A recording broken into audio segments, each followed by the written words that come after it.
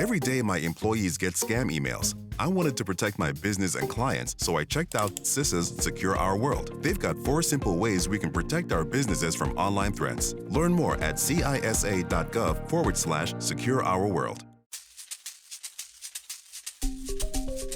Hi, my name is Richard Dix, and this is How Did That Happen? A podcast where I look at everyday things or events and try to figure out how they came to be.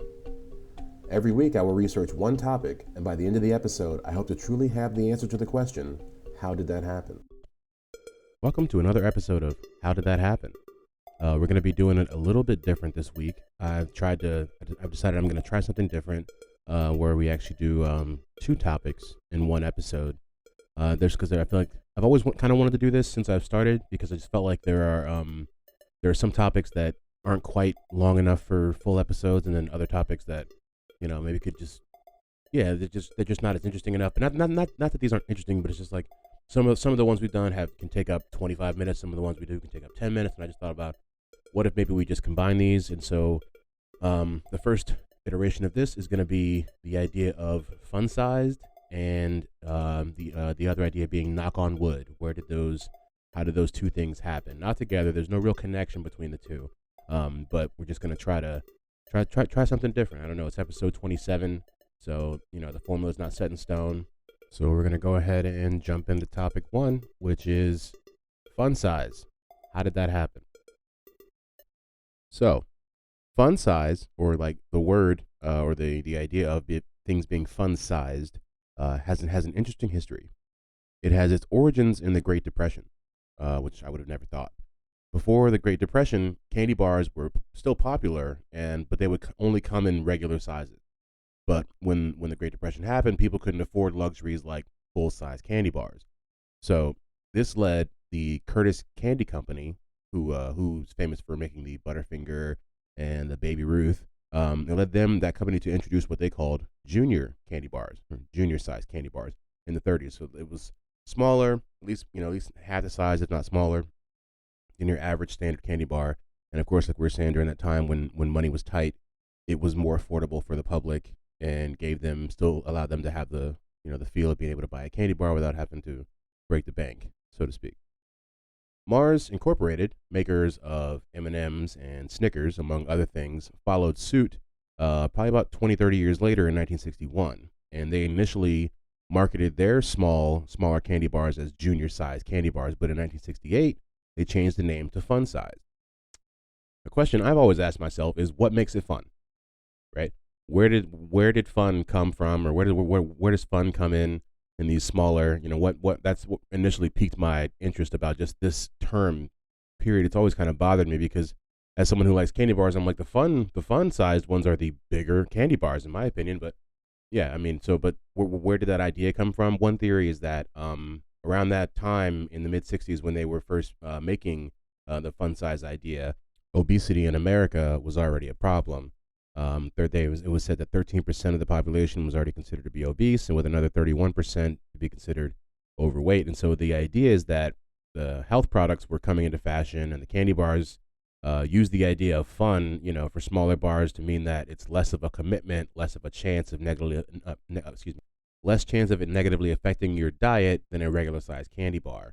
So I guess, like the main thing there being like less commitment is fun, or I'm not sure. I mean, that's kind of what I got from it. But eventually, the Curtis Candy Company started selling fun-sized candy bars as well, and Mars wasn't having it. They took them to court. They really took them to court. They took them to court over the word fun, and that's why I do this podcast, because who would have ever known that? I would have never known that. I've known about fun-sized candy bars my whole life. Never did I know there was real, legal proceedings done to decide who could declare something fun and the size of that fun.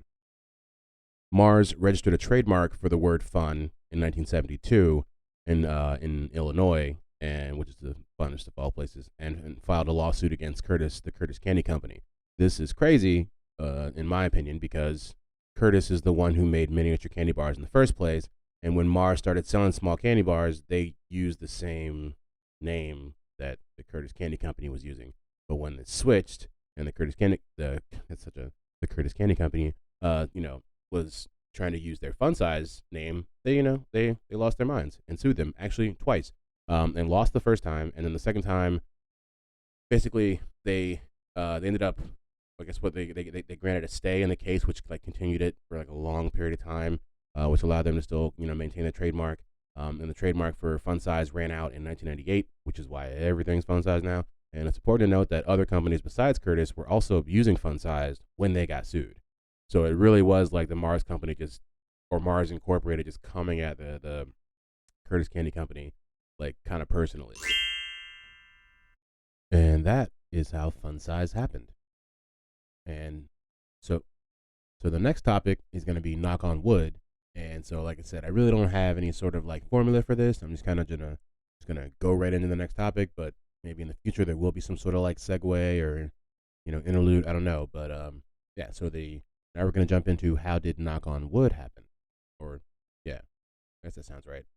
Knocking on wood is thought to come from the folklore of the ancient Indo-Europeans, and they believed that trees were home to various spirits, and so they thought that those spirits would provide protection. And so they thought that touching the tree would, and by knocking on it or what have you, would bring them in contact with those protective spirits, which is really interesting because I would have never, once again, looking into this stuff, you wonder how it starts. It's like, how did people just start knocking on wood and think that's going to bring you luck? But like 1,000 years ago, people were like, there's spirits in the trees, and if we touch the trees, we'll be all right. And it's kind of like basically translated to like, now it's like, oh, I hope everything's okay, knock on wood. But it's great that stuff just stays with you like that. But the Brits say touch wood, as far as like touch wood, and there's a theory that their reasoning actually comes from a 19th century children's game called Tiggy Touchwood, which is a type of tag where the person is safe if they were touching any type of wood. And the theory uses the idea of protection from being it as the motivation for why British people touch wood for luck or protection. But if you think about it, really, probably the game itself probably still came from the idea of the Indo-Europeans and touching the trees for the spirits. It's just a game that happened like 800 years later. And since we were talking about luck and protection and stuff like that, I ended up looking into some different types of. Well, I guess one more thing before we move on to that. I guess we'll say that the Turkish people tug one ear and knock on wood twice for luck. So I don't know what that really is gonna do for you, but I just thought I would add that in as far as like when we're talking about knocking on wood. But like I was saying, I looked up some other different types of way people try to get luck or try to stave off any bad spirits or ideas, and one of them is carp scales in Poland. And so carp, the fish, is served in Poland for Christmas, and the scales are saved from the meal, from the fish, until next Christmas. And so people are walking around with them in their wallets and their pockets for good luck throughout the year, which is something, if you're ever in Poland, now you know. And so like another one is elephants in Thailand and India. And I always knew that there were a bunch of elephants that I saw in like, when you're watching movies or stuff like that, you see elephants everywhere, but I didn't know they were really actually like for luck. But looking into it, it says that in many parts of Asia, the elephant is good luck. It is a symbol of wisdom, stability, power, and strength. And if you have an elephant facing the door, your home, you'll have good luck. But the elephant's trunk must be in the upright position for it to be lucky. Interesting. Yeah, I did not know that. I have an elephant in my house. I might start pointing at my door. Could certainly use some luck. And the last one that I looked up for this luck and protection is what's called the Hamza in the Middle East and Israel. And this is another thing that I've seen and never really had any idea what it meant at all. And honestly thought somebody just drew it, like, some kid drew it up and just, I don't know. Like, I don't know much about stuff like that. That's why it's one of the reasons that I do this, is like, because it is, it interests me. But yeah, so it is the hand facing down or up, they say, with an eye in it, right? And it's sometimes called the Hamza. And it's said to bring happiness to the user, right? In Hebrew, the Hamza means the number 5, which refers to the Torah's 5 books, and evidently, and in Islam, it represents the 5 pillars of Islam. The five fingers. And that's interesting. That's something that I just, never knew. I've seen, like I said, I've seen it, and you've probably seen it. If you're still not picturing it, I may post a picture on the Twitter page so you can kind of get an idea of this because it is interesting. And I feel like it's something we've all seen before, just never really knew what it was about. And that is how Knock on Wood happened. And now it's time for the roundup. And we're going to round it up. The Curtis Candy Company first made junior-sized candy bars in the Great Depression because people had less money.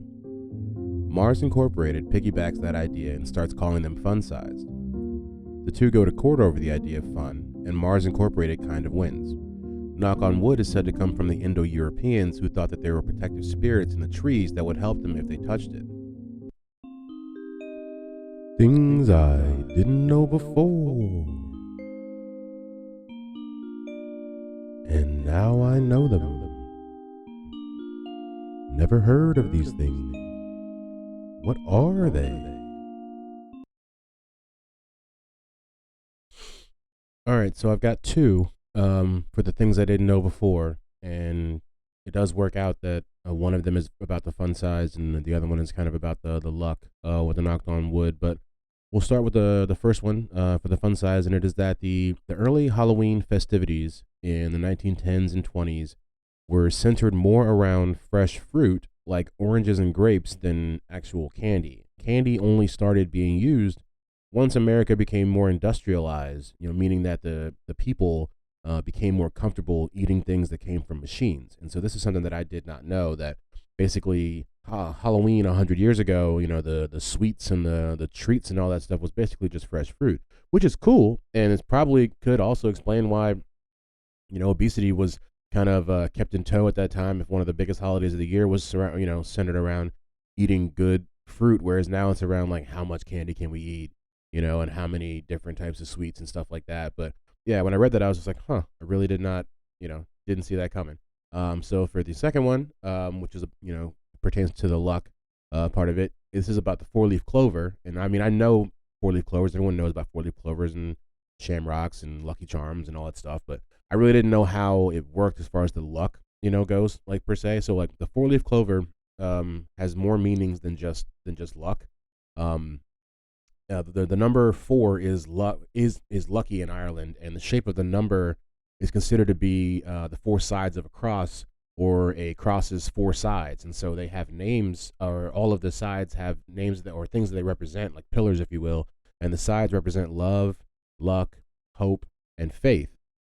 And I never knew that. And also, what I read about the luck of a four-leaf clover is that it only lasts for the day that you find it. I never knew that. I honestly thought if you found a four-leaf clover, your luck, it's like winning the lottery. Like, you're lucky for life, bro, or something like that. But no, it's like literally when you find it, you're lucky that day. Or at least that's what the internet says. I'm not Irish. Never been there. But that was interesting. Those are the things that I did not know. All right. That's been another episode of How Did That Happen? Like I said, we changed it up a little bit this time just to see what else I could do, what else could be done. Let me know how you guys like it. When you post back on the Twitter page. If you don't like it, let me know. If you do like it, let me know. I'm thinking about some different things. What I would like to do, and I don't know if I'll ever have enough time to research it or make it or plan it like this, is to have two topics that actually do intertwine, and then maybe have a conversation about how they meet in the middle after. You know what I mean? Kind of where probably between this segment and the things I didn't know before, or somewhere like that. But what I really did for this one, I just went and looked at all. I have a list of ideas that I constantly add to for the podcast. And I was just like, what are two like ones that I could just kind of throw together and just try and see if that'll fit. So, like I said, let me know what you guys think. I appreciate everybody that presses play every week. And so I'll see you guys next week. With Lucky Land Slots, you can get lucky just about anywhere. Dearly beloved, we are gathered here today to... Has anyone seen the bride and groom? Sorry, we're here. We were getting lucky in the limo and we lost track of time. No, Lucky Land Casino, with cash prizes that add up quicker than a guest registry. In that case, I pronounce you lucky. Play for free at LuckyLandSlots.com. Daily bonuses are waiting. No purchase necessary. Void where prohibited by law. 18+. Terms and conditions apply. See website for details. Okay, round 2. Name something that's not boring. A laundry? Ooh, a book club. Computer solitaire, huh? Sorry, we were looking for Chumba Casino. That's right. ChumbaCasino.com has over 100 casino-style games. Join today and play for free for your chance to redeem some serious prizes. ChumbaCasino.com. No purchase necessary. Void where prohibited by law. 18+ terms and conditions apply. See website for details.